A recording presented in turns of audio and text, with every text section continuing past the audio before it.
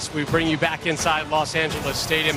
Peter, Mikel, Javier, Rob Stone back here with you. We go back out onto the field right now as we take in some of these post-match images as Spain's unbeaten run extends to 36 straight while they snap Belgium's unbeaten streak at 18 games. Spain, Peter, the better team on the day? Much better. I have to pay credit to Belgium. To lose players like, Tielemans in the beginning, of course Kevin De Bruyne had to come up, and some of the bigger players, Onana in the last game, that's sometimes it's too much for a team.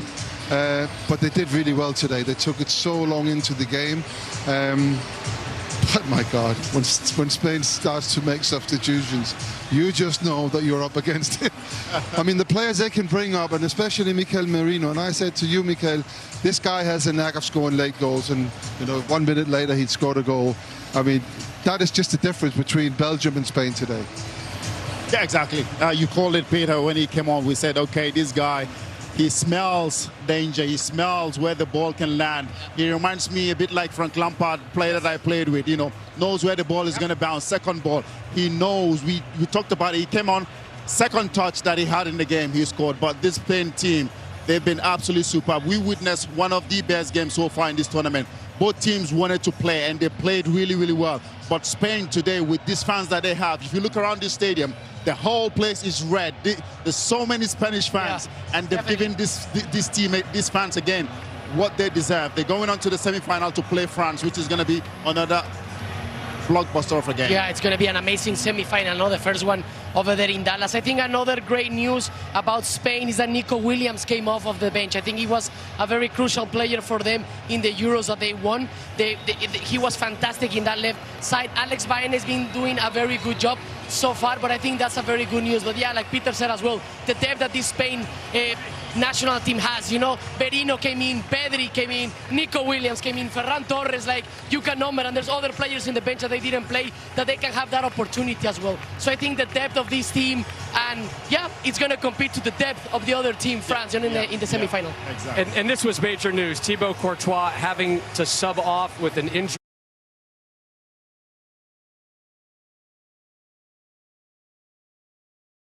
To Spain as well, the way that they do the 5 seconds of fury, the way they press, they act maybe that Courtois just tweaked something in kicking that ball, or kicking the ball so much. And of course, Lamens comes on. I mean, he's come to Manchester United. He's literally rocked our world. He's done absolutely fantastic. He's so unlucky today. I feel so sorry for him because he's, of course, that shot from Kubasi, he has to hold on to it. He must not give that to Mikel Merino. And had he done that, we probably would have waited for another 30 minutes of this game. Yeah, but Peter, do you think the reason why Thibaut Courtois was kicking the ball all the time so high is because of the way the Spanish team was putting pressure up high on them, not letting them play out from the back, pressing high? And that's what we talked about before the game. They press you high, they squeeze you up there, they win the ball up high, which gives them the chance of getting to the goal very quickly. And I must say, Rodri today, wow, what a player. He's like a quarterback, isn't he, when you talk about an NFL? We've seen him do that so many times. He doesn't give the ball away. He controls the game, the tempo of the game. He dictates everything that happens in this Spanish team. Definitely, Mikel. What a team they have, this Spanish team. I think they might go all the way, but wow, what a game is going to be against France. What a semi-final. Yeah, we keep repeating it. Look, we say over there, France against Spain is going to be an amazing semi-final. And adding about that description of Rodri with the ball, as well the work that he does without the ball. All the stops that he does, with fouls or with just being in the correct place at the correct time to stop any counter-attack or any good chance for Belgium in this game. Yes, two amazing national teams in the semi-final that are waiting for the other quarterfinals to be played with. So yeah, I mean, this World Cup, the best is yet to come, guys. Well, the best is yet. I actually think we've been pretty spoiled, not only today, but all the way throughout the... and it just this World Cup just keeps going, getting better and giving us. Yep. And I just want to say one thing about Rodri, and we talked about that, Mikel, during the game. The simplicity of his game, but the way he spots it and see it so early and moves the game along. I don't think there's any other midfield player in the world at the moment who can do that. And what that does is, of course, it completely spoils the other team's ability to press. Belgium taking their time to exit. Their World Cup has come to a conclusion. Spain moves on. Superior player of the match, sponsored by Michelob Ultra. The teenager, Lamine Yamal, didn't find the back of the net. caused danger all afternoon long. He turns 19 on Monday, and he'll face France the following day. Full match highlights on the backside.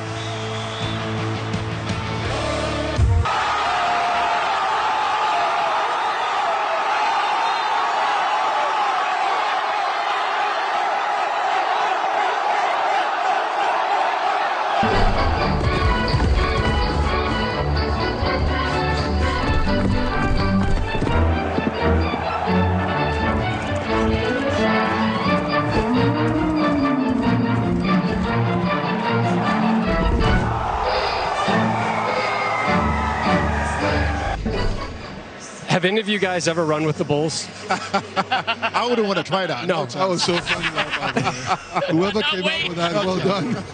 That is hang a left real fast and get on out of there.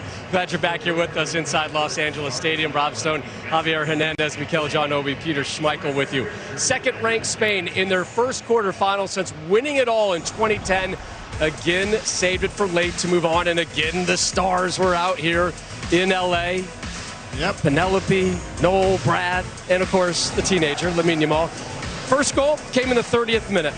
And now again, Rob, this combination that we saw all game in this right-hand side here between Yamal and Pedro Porro here. Again, the shot from Olmo. And the guy who was there, Fabian Ruiz, to score the opener. Spain 1-0. Yeah, great play from the right side. You know, Olmo could have scored, then good save, and then the rebound luckily happened to come to Fabian Ruiz. Both goals from midfielders, you know? Yeah. And Same both position. goals off rebounds as well. Rebounds as well. Yes. Spain had dominated the first half, but then this breakthrough moment for Belgium in the 41st. Yeah, amazing play. And then De Bruyne said to Castagne, first touch cross, amazing. And then Catelar over there with an amazing header running at the first post, celebrating a little bit like Vertonghen, you know, in the past, a legend for this national team. A great header and a great goal. The first goal that Spain conceded in this But World Cup. Chichi, what about that pass there, that first touch from Kevin De Bruyne? Amazing, so simple, you know, the first touch cross from Castagne as well. We had to wait until the 61st minute for something else to happen. And Lamine Yamal, player of the match, again, you know, it's not the most difficult shot, but again, it comes off the goalkeeper. And Thibaut Courtois, we don't know why, but all of a sudden he sat down. There's something wrong. Maybe it's his thigh, his hip. And Senne Lammens, Manchester United's goalkeeper, is coming on for his third game. Now that played a big part in what happened in that game. Because as we see here in the 88th minute, Kubasi gets a ball. He has a shot from 25 yards.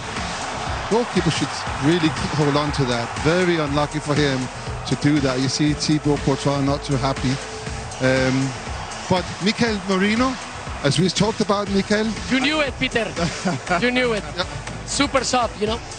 So Merino scoring that 1 minute and 57 seconds after he came on. Remember, had the game-winning goal versus Portugal in 90+1. Got that one in the 88th minute. Yeah. One more chance here for Belgium. Yeah, a play where we think the goalkeeper could have done better because he doesn't need to go out Unai Simon. So, and then it's very difficult to score from there. Very difficult. 3 players going over there.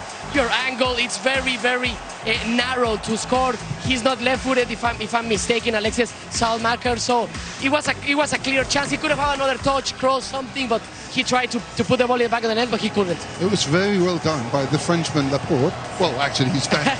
Yeah. He's gonna play France now, isn't he? Again. Speaking of that, Spain and France awfully familiar with one another. They met in the semis of both Euro 24 and last year's Nation League. They meet again in the last 4 of a major tournament Tuesday in Dallas. We'll look ahead to that one after the break.